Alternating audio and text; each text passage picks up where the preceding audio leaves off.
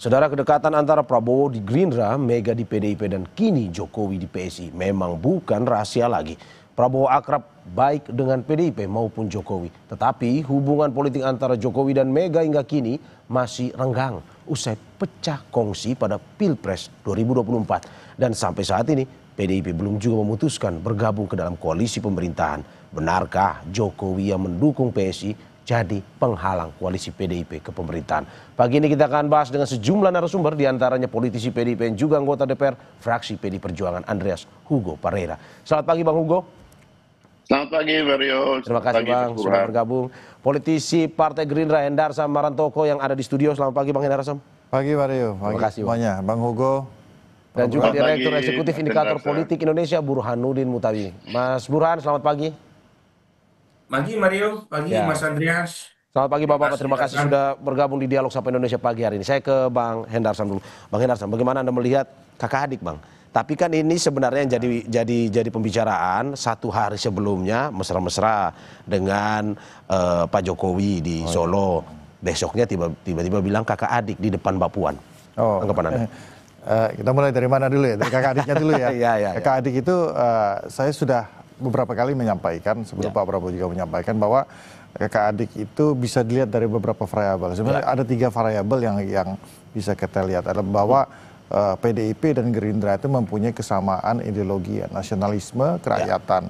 Nah ini yang merupakan sesuatu hal yang bagi kedua belah pihak, bagi Pak Prabowo dan Bu Mega, bagi PDIP dan Gerindra itu sendiri, itu menjadi sesuatu hal yang merekatkan. Jadi terlepas dari adanya perbedaan posisi perbedaan posisi, hal tersebut tentunya mempermudah bagi PDIP dan Gerindra untuk kemudian mempunyai satu ide dan gagasan terhadap bangsa ini.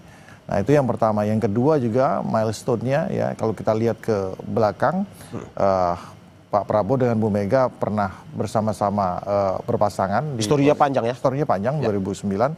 Dan yang ketiga, hubungan pribadi antara kedua belah pihak. Makanya saya katakan bukan hanya PDIP dan Gerindra yang kakak adik, ya secara politik Pak Prabowo dan Bu Mega ini memang kakak adik di politik ya. Di politik, tidak sedarah tapi seideologi. Dan itu, nah makanya kalau kita bisa lihat ya dari outlook dan cara berpikir Pak Prabowo itu sangat Soekarno sekali kan gitu kan. Dari sisi nasionalismenya, tapi dari sisi ekonomi beliau menganut paham Pak Sumitro. Jadi ini Pak Prabowo ini adalah, saya anggap adalah gabungan dari Bung Karno dan Prof Sumitro. Oke, kalau misalkan dengan PDIP kakak adik dengan Pak Jokowi, ya saya rasa kan itu sama juga ya. Beliau adalah kakak adik juga Mas. Ya saya susah mencari frasa yang tepat untuk itu, nanti Prof Burhan yang ngomong lah. Jadi saya melihatnya bahwa beliau ingin menjaga hubungan dengan semua pihak, bahwa sebagai seorang pemimpin negara beliau harus berada di tempat sebagai kepala negara bagi semua pihak, sebagai semua elemen bangsa, bagi semua tokoh. Oleh karena itu menjalin komunikasi, menjalin hubungan baik bagi Pak Prabowo itu sangat penting, ya kan, tentunya terlepas beliau menyampingkan politik pragmatis, politik praktis, dan politik pragmatis beliau lebih mengedepankan hal tersebut. Itulah mazhab yang dianut oleh Pak Prabowo. Jadi tidak ada tendensi apa-apa, ya kan. Bahkan saya berpikir bahwa mudah-mudahan Pak Prabowo akan menjadi katalisator, akan menjadi katalisator bagi mungkin ada dari pihak teman-teman dari Bang Hugo, ya kan gitu ya, dengan PDIP, dengan Pak Prabowo, dengan Pak Jokowi, ya kan, atau PSI sekalipun, ya kan, ya beliau akan menjadi katalisator. Ya sudahlah, kita kan damai kan seperti itu. Jadi adanya mungkin sedikit ganjalan dari teman-teman PDIP, tapi ketika melihat Pak Prabowo, oke lah, saya lihat Pak Prabowo-nya kan gitu kan. Begitu juga dengan Pak Jokowi. Pak Jokowi, oke. Saya ke Bang Andre Hugo, bagaimana Anda melihat, tadi kita sudah bahas terkait dengan pernyataan kakak adik dari Pak Prabowo. Kalau dari PDIP sendiri melihatnya seperti apa pernyataan kakak adik ini? Ya, saya kira Pak Prabowo menggunakan analogi yang bagus sekali gitu, tepat gitu, dalam arti gini, secara sosiologis ya, artinya hubungan sosial, hubungan kakak adik itu jauh lebih dahulu gitu daripada hubungan kekuasaan, hubungan politik gitu. Begitupun juga di dalam membangun kesepahaman gitu. Relasi kekuasaan itu bisa mengganggu, tetapi ya kalau kita bicara soal hubungan sosial, pengertian antara kakak dan adik itu akan jauh lebih baik gitu dibandingkan dengan relasi-relasi yang lain gitu. Oleh karena itu saya kira analogi yang disampaikan oleh Pak Prabowo itu seperti tadi juga yang disampaikan oleh Mas Hendarsa, bahwa ya dia menempatkan dia coba untuk ya mempunyai hubungan yang baik dengan semua komponen bangsa ini, tapi dia menempatkan PDI Perjuangan ya sebagai kakaknya mungkin dalam hal ini, juga mungkin dengan Ibu Mega, karena secara partai, secara historis PDI Perjuangan lahir jauh lebih dulu daripada Gerindra. Kemudian juga dari segi usia, dari segi senioritas di politik, ya Ibu Mega jauh lebih dulu gitu dari Pak Prabowo gitu. Sehingga ketika Pak Prabowo membuat analogi seperti itu, saya kira sangat pas dengan tepat, dan beliau menempatkan PDI Perjuangan dalam posisi yang ya kalau tadi meminjam istilahnya Deddy Sitorus itu hubungan spesial gitu. Jadi kurang lebih seperti itu. Oke, Bang Hugo, kalau misalkan melihat PDIP dengan Pak Prabowo kakak adik, kalau dari PDIP sendiri melihat Pak Prabowo dengan Pak Jokowi ini apa? Tetap saudara juga atau teman politik sebenarnya? Ya, saya kira ya itu mesti tanya langsung ke Pak Prabowo gitu. Mas Hendar saya tadi sudah memberikan jawaban. Tapi ya buat kami ya hubungan dengan Pak Prabowo itu penting, dan di situ saya kira relasi kakak adik tadi gitu yang disampaikan oleh Pak Prabowo itu biar soal kekuasaan itu hal yang berikut gitu. Soal ada di luar, ada di dalam, bahwa saudara pun tidak selalu harus serumah gitu kan. Saudara yang ada di luar rumah tapi dia bisa membangun pengertian yang baik dalam konteks relasi sosial, hubungan kekeluargaan, itu akan jauh lebih efektif di dalam membangun kohesivitas gitu, kohesivitas sosial gitu. Oke, saya ke Mas Burhan. Mas Burhan, kalau bagaimana Anda melihat terkait dengan kakak adik ini? Kalau kita berbicara soal timeline ya, apakah memang sebenarnya Presiden Prabowo sengaja? Karena sehari sebelumnya persis depan Presiden ke-7 Joko Widodo, ya beliau bersama makan mie bareng di Kongres PSI. Besoknya tiba-tiba bilang kakak adik sama PDIP. Apa analisis Anda menurut Anda? Iya, jadi tidak ada kebetulan dalam politik. Politik itu bagaimanapun penuh dengan desain dan skenario. Dan kalau kita melihat figur seorang Prabowo Subianto, apa yang disampaikan dalam dua forum yang berbeda, tetapi dengan audiens yang juga berbeda, itu menunjukkan kepintaran Pak Prabowo untuk merangkul semua kekuatan yang relatif pada dasarnya punya masalah masing-masing, tetapi tidak punya masalah dengan Pak Prabowo. Coba kalau kita lihat ya, misalnya Pak Prabowo dengan Pak SBY, dengan Ibu Mega, dengan Pak Jokowi, itu tidak ada masalah sama sekali. Tetapi antara Pak SBY dengan Ibu Mega itu masih ada masa lalu ya, sejak tahun 2004. Kemudian Pak Jokowi dengan Ibu Mega juga masih ada masalah yang tersisa sejak 2024 gitu. Tapi ketiganya, para dewa ini, itu tidak ada masalah sama sekali dengan Pak Prabowo. Dan Pak Prabowo menunjukkan dengan sangat cantik untuk berbagi perhatian kepada ketiganya. Pak Prabowo tidak punya keberatan sama sekali untuk datang ke Teguh Umar menemui Ibu Mega, untuk datang ke Pacitan atau ke Cikeas untuk bertemu dengan Pak SBY, dan tidak ada keberatan sama sekali juga untuk datang menemui Pak Jokowi beberapa kali. Jadi lagi-lagi ini kepintaran Pak Prabowo yang menunjukkan sekali lagi pada tingkat elit itu sama sekali tidak ada isu buat Pak Prabowo untuk mendapatkan dukungan dari berbagai macam pihak. Berarti analisis Anda, Mas Burhan, bukan berarti bahwa Pak Prabowo sebenarnya ingin lebih dekat ke PDIP dan juga Bu Megawati, bukan seperti itu ya. Tetapi memang ingin mendamaikan siapapun yang mungkin saat ini masih dalam konflik histori sebenarnya. Bukan kalau yang kedua itu kan tujuan minimal ya. Ya. Tetapi yang pertama, dalam diri Pak Prabowo sebenarnya ada semacam kalkulasi politik untuk terus-menerus memasukkan PDI Perjuangan dalam skenario kabinetnya. Jadi karena Pak Prabowo kan figur yang pengen merangkul semua kekuatan di dalam. Saya punya kritik ya terhadap pendekatan semacam ini karena akan melemahkan checks and balances dan melupakan parlemen sebagai salah satu kekuatan penting buat kontrol kekuasaan. Tetapi sikap Pak Prabowo itu dari dulu seperti itu. Jadi pengen merangkul semua pihak termasuk yang kalah untuk masuk ke dalam. Cuma gitu ya, pernyataan terakhir Pak Prabowo di depan Mbak Puan itu menyisakan kesan bahwa sampai sekarang tujuan itu belum tercapai. Kan kata-katanya adalah nggak apa-apa di luar untuk kontrol kekuasaan, tapi tetap sedulur. Artinya persis seperti yang selama ini Bung Andreas Hugo sampaikan bahwa sikap PDI Perjuangan itu sebagai mitra strategis, sebagai kekuatan oposisi, tetapi tidak oposisional konfrontatif ya melawan kekuasaan. Kira-kira itu minimal. Sebelum saya ke Mas Hendarsam, Mas Burhan terakhir, kalau pada akhirnya tujuan Pak Prabowo ini tidak terjadi, tidak realistis, hitung-hitungan politiknya ambil Ibu Mega atau ambil Pak Jokowi? Begini ya, kalau Pak Prabowo kan tadi maunya dua-duanya. Cuma masalahnya adalah antara keluarga besar PDI Perjuangan dengan Pak Jokowi kan masih ada residu yang belum selesai.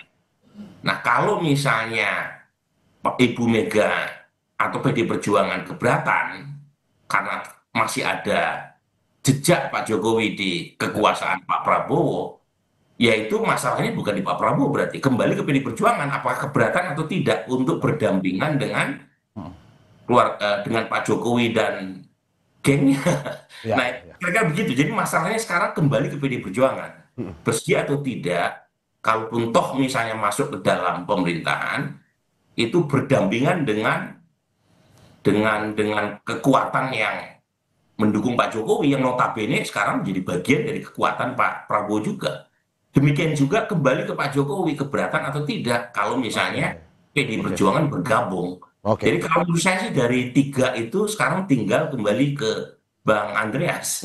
Karena sepertinya Mario, untuk memisahkan antara Pak Prabowo dengan Pak Jokowi, meskipun relasinya relasi politik kekuasaan ya sejak 2024, sepertinya sulit karena kembali ke sikap Pak Prabowo. Pak Prabowo itu banyak orang yang mengatakan figur yang loyal, yang setia pada orang, apalagi pada orang yang pernah membantunya. Jangan lupa, Pak Prabowo menjadi presiden itu sudah sekian kali dia coba, sejak tahun 2004 ketika masuk konvensi Partai Golkar. Tapi baru tahun 2024, 2 dekade setelah pertama kali Pak Prabowo mencoba menjadi capres di konvensi Partai Golkar, akhirnya bisa direalisasikan dengan bantuan Pak Jokowi. Jadi memang besar ya kontribusi Pak. Hitungan politiknya juga tinggi ya. Tinggi. Bang Hendarsam, saya tahan sebentar, saya mau ke Mas Andre. Ini Bang Hugo. Bang Hugo, bagaimana Anda melihat ini? Presiden Prabowo ingin ya ada harmonisasi lah antara Pak Jokowi juga dengan Bu Mega. Tapi bagaimana misalkan diajak nantinya, apakah PDIP bersedia misalkan tetap ada Pak Jokowi, PDIP diajak gabung. Misalkan lupakan mitra strategis di luar, tapi diajak bergabung ke dalam. Ya itu kan pikiran Mario aja itu. Sebentar Pak Prabowo kan sudah bilang tadi gitu, ya menempatkan di dalam hubungan relasi yang ada kakak adik, ya mungkin ada yang lain-lain lagi dalam kaitan hubungan kekuasaan. Saya kira ya hubungan seperti ini juga ya tidak kalah baiknya gitu kan dengan apa yang dipikirkan Mario gitu. Jadi kalau seolah-olah bukan ini ya harus itu gitu. Jadi harus pilih dari salah satunya. Jadi menempatkan dalam posisi relasi seperti itu, saya kira itu mencerminkan bagaimana upaya yang dilakukan oleh Pak Prabowo sebagai figur nomor 1 di Republik ini yang menjalin hubungan baik dengan semua pihak. Saya kira itu adalah hak politik dan hak sosial beliau gitu di dalam membangun relasi kekuasaan. Ya, berarti dengan kata lain PDIP siap ya Bang, dalam arti kalau misalkan diminta untuk bergabung, dalam arti bukan di luar, tapi bergabung untuk menjadi bersama-sama membantu pemerintahan. Ya itu hanya pikiran Mario itu, bukan pikiran Pak Prabowo. Oke, Bang Hugo. Saya ke Bang Endarsam. Bang Endarsam, bagaimana Anda melihat ini di satu sisi, seperti Anda bilang juga tadi, Mas Burhan, Bang Hugo juga bilang bahwa ya Presiden ingin sebenarnya ini harmonis saja. Tapi kalau dari hitung-hitungan dari Gerindra sendiri melihat, kalau misalkan pada akhirnya tidak terlaksana, tidak baik misalkan antara Pak Jokowi tidak mau bergabung, ada Ibu Mega tidak mau bergabung, mungkin misalkan ada Pak Jokowi. Siapa pilihan-pilihan yang mungkin akan dilakukan oleh Gerindra atau bagaimana? Tetap seperti ini, seperti saat ini atau bagaimana? Yang bisa menjawab itu ya Pak Prabowo itu sendiri ya. Jadi saya tidak bisa mendahului. Cuman begini, saya melihatnya positioning di dalam dan di luar itu bukan merupakan sesuatu hal yang fundamental dan yang fundamental lah seperti itu ya. Karena kan gini juga, bisa jadi sama-sama di dalam koalisi, tapi isi dan kepalanya tidak sama. Nah, bahkan juga bisa kita pakai antitesa sebaliknya, berada di luar koalisi, tapi isi kepalanya dan gagasannya sama. Kan gitu kan? Betul. Bisa aja seperti itu. Jadi kedua hal ini bukan sesuatu hal yang sifatnya pragmatis semata kan gitu kan. Jadi memang yang dikedepankan itu bahwa bagaimana kita butuh, kalau bahasa mitra strategis kan terlalu smooth ya menurut saya kan, kita butuh kritik sebenarnya dari teman-teman dan koreksi dari teman-teman PDIP yang saat ini berada di luar, bagaimana program-program pemerintah yang sebenarnya itu sudah diacungi jempol oleh Bu Mega itu sendiri, program MBG, program koperasi, Kopdes Merah Putih yang memang menyusur masyarakat Wong Cilik yang merupakan ideologi daripada PDIP. Agak sedikit sulit bagi saya membayangkan PDIP dan Bu Mega untuk menolak hal tersebut. Makanya oleh karena kan Bu Mega selalu mengedepankan ini Mas Bowo itu bagus, tapi kita butuh dikoreksi oleh Bu Mega dengan beberapa hal ya. Nah, itu yang penting sebenarnya. Vitamin itu yang penting. Nah, jadi hal tersebut saya rasa yang harus dilihat bahwa di dalam dan di luar itu bukan sesuatu hal yang bukan sesuatu hal yang kewajiban. Jadi kalau kita di dalam kita harus senada, dan begitu di luar kita harus berbeda, nggak seperti itu juga. Politik kita tidak seperti itu. Harus langsung cair dan konstruktif lah. Oke.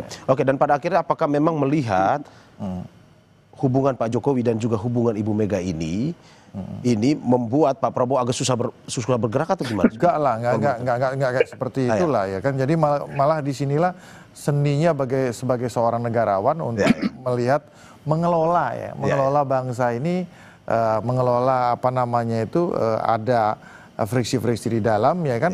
Dan untungnya seperti tadi katakan oleh Prof Burhan, untungnya ya kan Pak Prabowo ini tidak pernah mempunyai masalah dengan tokoh-tokoh bangsa ini.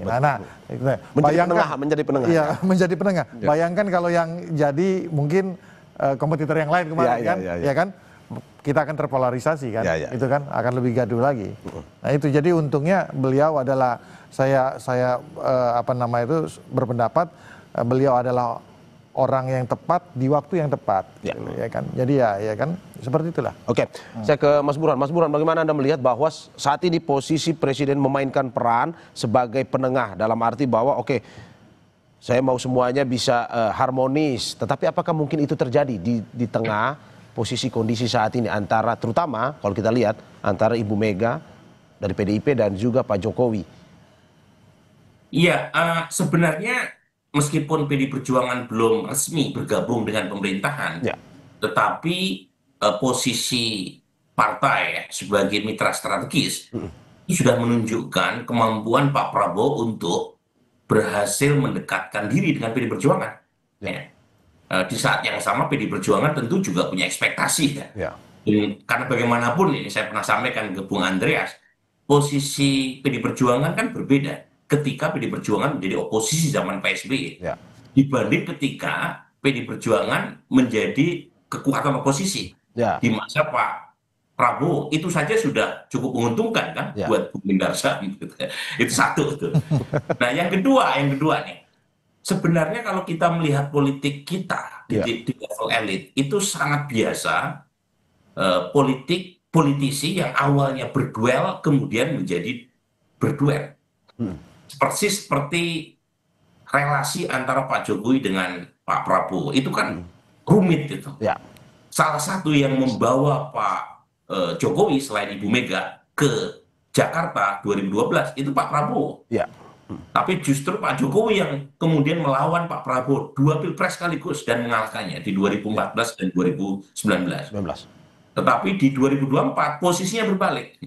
Sementara kita tahu Pak Jokowi dengan Ibu Mega, bagaimanapun Pak Jokowi itu yang membesarkan Ibu Mega. Tanpa tanda tangan Ibu Mega nggak mungkin Pak Jokowi maju sebagai wali kota. Jadi kompleks relasinya. Nah sekarang pertanyaannya adalah karena kompleksitas itu, dan pada titik tertentu juga melibatkan masalah personal. Kalau misalnya Ibu Mega bersedia gitu ya masuk dalam kabinet di mana di situ ada Mas Gibran sebagai wapresnya. Nah pertanyaannya kembali ke PD Perjuangan, bukan ke Pak Prabowo menurut saya. Karena Pak Prabowo sudah membukakan pintu. Apakah PD Perjuangan mau masuk atau tidak, itu kembali ke PD Perjuangan. Dan tentu pertanyaan itu harus datang dari Pak Prabowo ya, berkaitan dengan yang Bung Mario sampaikan. Jadi bukan Bung Mario yang menawarkan, tapi Pak Prabowo. Tadi kan ada pretensi seperti Pak Prabowo sampaikan dalam pidato. Banyak orang yang bertendensi menjadi Pak Prabowo, termasuk Pak Mario Prabowo ini gitu. Oke, makanya Bung Andreas nggak bisa menjawab secara terbuka karena yang menawarkan bukan Pak Prabowo langsung, tapi Pak Mario. Oke, saya ke Bang Andre. Ini menarik, Bang Andre. Bagaimana pada akhirnya melihat potensi kalau misalkan ini Pak Presiden Prabowo menjadi penengah? Apakah mungkin ke depan hubungan Presiden ke-7 Jokowi dan juga Presiden ke-5 Ibu Megawati akan baik-baik saja nantinya? Tapi sebelum Anda menjawab, kita saksikan jeda berikut.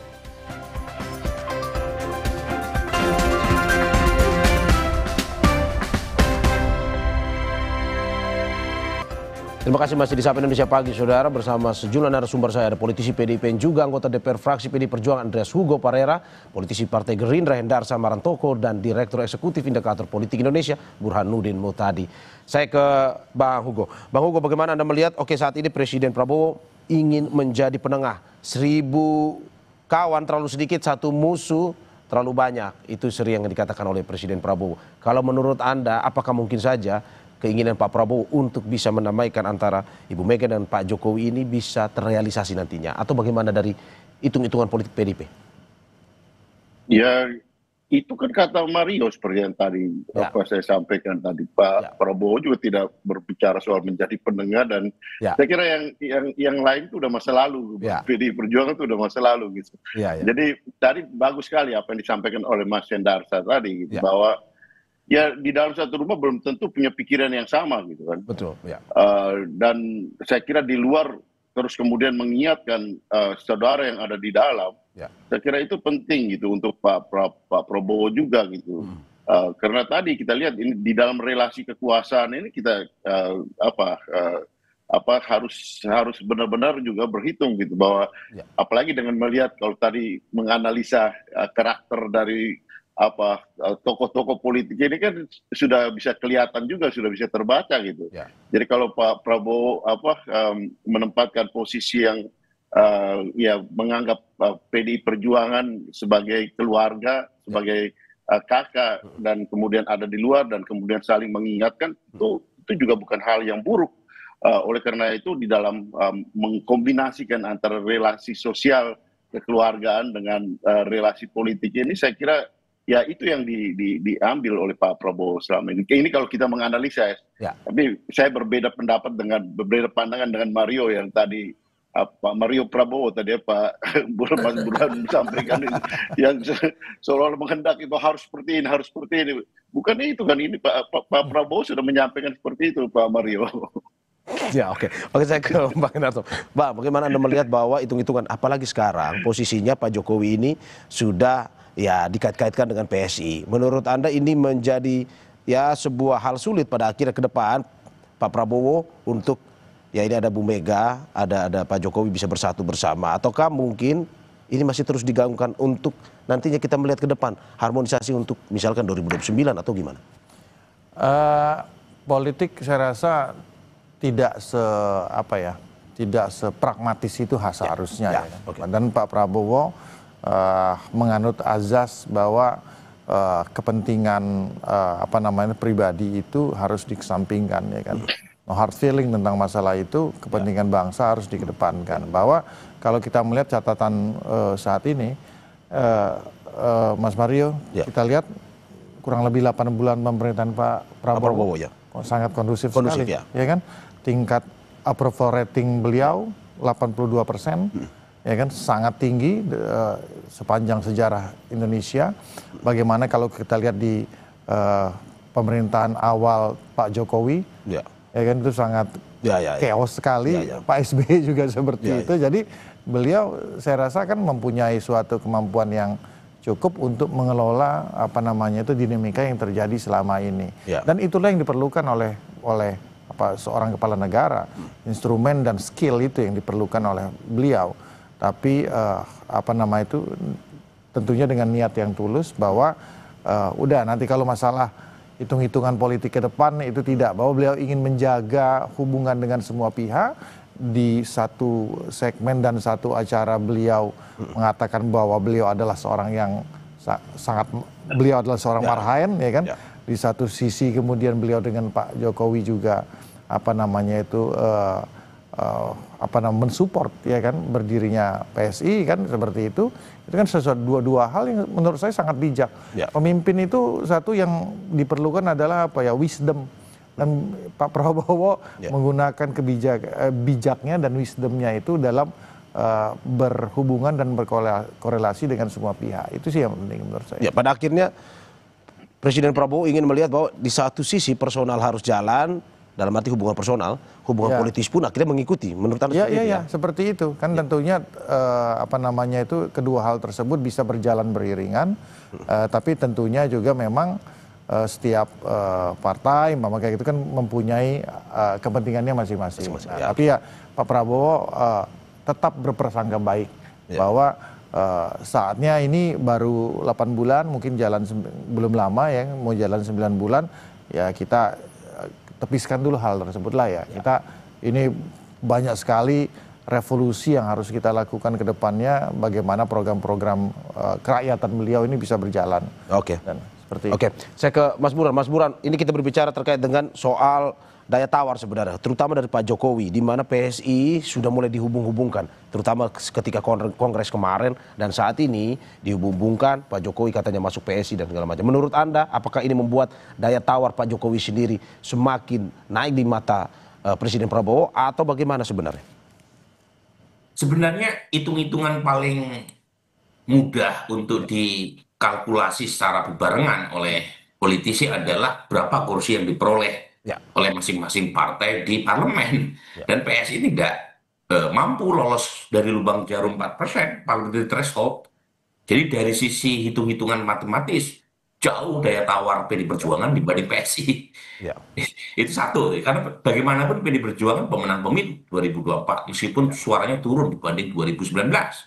Tetapi di atas kertas, suara PD Perjuangan paling banyak di antara semua partai. Itu satu. Yang kedua, nah ketika Pak Jokowi masuk ke dalam ke PSI, itu ada plus minusnya sebenarnya. Plusnya tentu mempertegas asosiasi PSI dengan Pak Jokowi.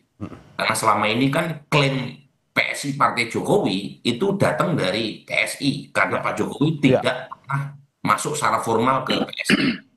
Nah, tetapi kelemahannya juga banyak. Mempertegas bahwa PSI ini partai keluarga kalau misalnya Pak Jokowi masuk ke PSI. Sehingga klaim partai super TBK itu menjadi kurang kredibel. Karena bapak dan anak masuk dalam satu partai. Bang Hugo langsung tertawa. Mas Burhan ketika berbicara. Lanjut Mas Burhan. Banyak kontradiksinya. Jadi menurut saya daya tawar Pak Jokowi itu bukan hitung-hitungan matematis berapa kursi di DPR, karena Pak Jokowi setelah dipecat sama Bung Andreas ini nggak punya partai. Jadi daya tawar Pak Jokowi adalah kontribusi Pak Jokowi dalam pemenangan Pak Prabowo. Itu jadi historis sifatnya. Sesuatu yang kalau kita lihat karakter Pak Prabowo itu justru sangat bernilai. Karena Oke, Pak berarti Prabowo bukan orang untuk yang 2029 tahu sebenarnya balas Mas Burhan ya? Bukan untuk Mana? perhitungan 2029 Pak Jokowi ini, tapi lebih ke historis membantu pemenangan Pak Historis. Presiden. Iya. Oke. Historis, Bung Mario. Jadi karena tadi saya sampaikan, coba lihat orang yang berada di sekitar Pak Prabowo itu orang-orang lama yang setia, karena Pak Prabowo menyantuni mereka semua kan. Ya.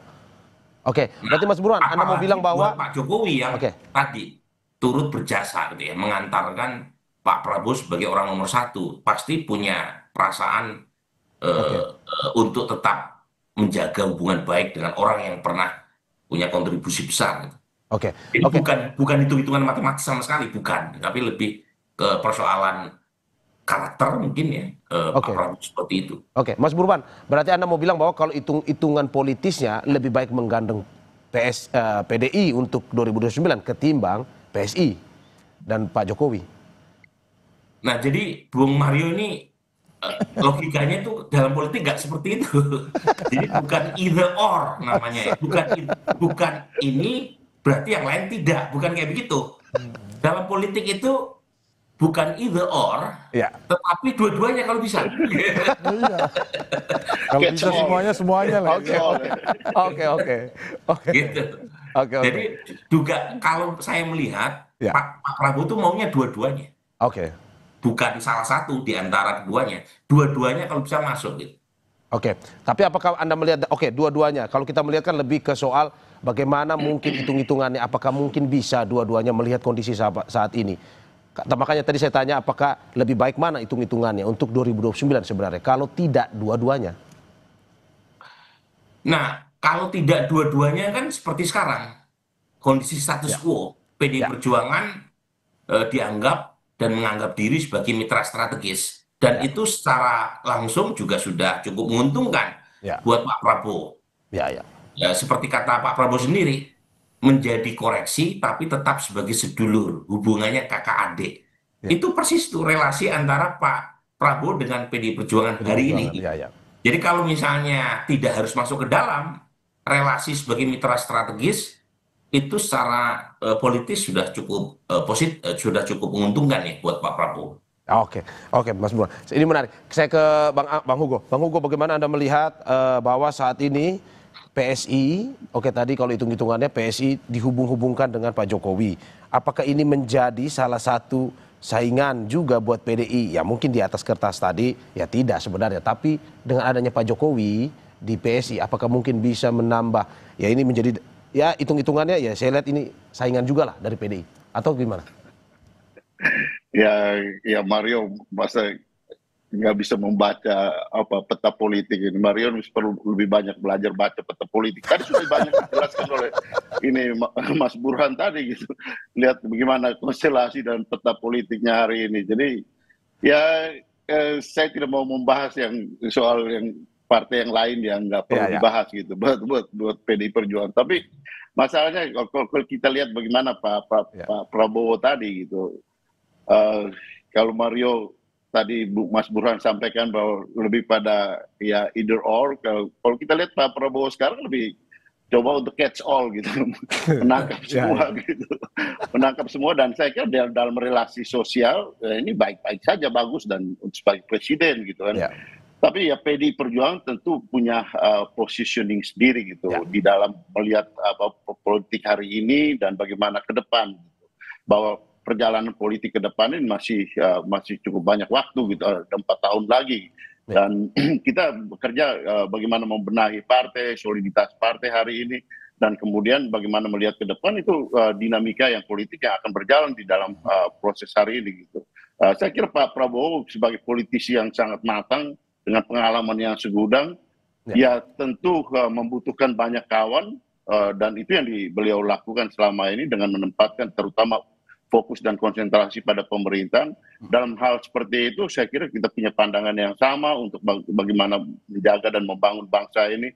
Tetapi di dalam politik kan relasi kekuasaan yang saya katakan tadi, saya sependapat dengan ya Mas Hendarsa tadi gitu, bahwa meskipun serumah tapi belum tentu orang mempunyai pandangan yang sama gitu, pikiran yang sama. Dan saya kira disitulah tempatnya PDI Perjuangan untuk yang mengingatkan saudaranya kalau di dalam relasi sosial itu gitu, demi kepentingan bangsa dan negara ini. Itu jauh lebih penting daripada ketika kita bicara hanya dari kekuasaan dari hari ke hari. Dan semangat PDI Perjuangan adalah semangat melihat kepentingan nasional, kepentingan bangsa dan negara ini di atas kepentingan-kepentingan yang lebih bersifat kepentingan sesaat gitu. Hanya sekedar untuk ya dapat 1-2 kursi, kemudian di situ kita sudah mengatakan bahwa saya adalah pemenang dari proses ini. Saya kira bukan itu persoalannya, Mario. Oke, saya terakhir ke Bang Hendarsa. Bang, bagaimana Anda melihat bahwa ini bukan soal, ya pragmatis tadi Anda bilang, bukan soal 1-2 kursi, tapi lebih ke soal bagaimana hubungan harmonis ini untuk sama-sama membangun bangsa. Tidak ada satu di sini tidak bisa, ya ambil yang satu. Yang penting ya semua bisa merangkul. Menurut Anda bagaimana? Mungkin itu yang akan dilakukan oleh Pak Prabowo ke depan untuk terus berusaha, atau hitung-hitungannya seperti apa? Kan ada beberapa variabel yang harus kita lihat, bahwa satu gini ya, kondisi geopolitik kita saat ini sedang tidak baik-baik saja. Dunia di luar itu sedang tidak baik-baik saja. Kondisi global. Ya, kondisi global. Bagaimana negara harus semakin tanda kutip semakin selfish sekarang. Ya kan, harus memikirkan dirinya sendiri. Ya kan, dibandingkan memikirkan negara lain. Nah, itu penting sekali ya kan. Itu yang mungkin tidak terjadi di periode-periode sebelumnya. Karena situasi global itu sangat menantang. Dan oleh karena itu makanya pentingnya untuk kita sama-sama bersatu. Dan saya rasa ini semua harus sadar lah ya. Kalau ada beberapa pihak yang mencoba mengganggu ya kan, harmonisasi antara yang ingin dibangun oleh Pak Prabowo dengan Pak SBY, dengan Bu Mega, dengan Pak Jokowi, ya saya rasa itu kan infiltrasi dari asing, itulah yang beliau katakan itu. Betul, nah, jadi oleh karena itu, ya kan, kalau ketika semua ini bisa beliau orkestrasi dengan baik, ya kan, terlepas daripada masalah-masalah yang di belakang, sejarah-sejarah ke belakang, tapi kalau kita bersatu, setidaknya bersatu dalam gagasan, ya kan, bersatu dalam program, bagaimana semua ini bisa berjalan dengan baik, bagaimana kita bisa benar-benar berdikari, ya kan, berdiri di atas kaki kita sendiri seperti yang dikatakan oleh Bung Karno. Maka oleh karena itu ya tantangan global dan kedepannya itu bisa kita hadapi dengan baik. Itu kan yang paling penting kan sebenarnya kan. Jadi itu sebenarnya keadaan yang saat ini. Jadi mungkin saja kalau situasi global tidak baik-baik saja, ya mungkin kita tidak perlu juga terlalu bagaimana ya, terlalu dinamikanya mungkin bisa lebih tajam lagi. Tapi kan nggak harus seperti itu. Dan saya rasa semua tokoh mempunyai sifat negarawan, bahwa kepentingan bangsa kita di atas segalanya. Itu yang saat ini ketimbang politik pragmatis tadi ya. Iya, kesampingan dulu lah, itulah ya kan. Nantilah 1-2 tahun terakhir lah 2029 lah kita. Oke. Terima kasih Bapak-bapak atas apa yang disampaikan. Anggota DPR fraksi PDI Perjuangan Andreas Hugo Parera, dan juga politisi Partai Gerindra Hendarsa Martoko, serta Direktur Eksekutif Indikator Politik Burhanuddin Muhtadi. Terima kasih atas apa yang disampaikan, dan semoga ini bisa memberikan masukan juga terkait dengan terutama membangun bangsa kita ke depan di samping politik pragmatis itu. Terima kasih Bapak-bapak, sehat selalu. Ya, terima kasih Bang Hugo, terima kasih. Bang Burhan, terima kasih. Terima kasih. Andreas. Ya, saudara.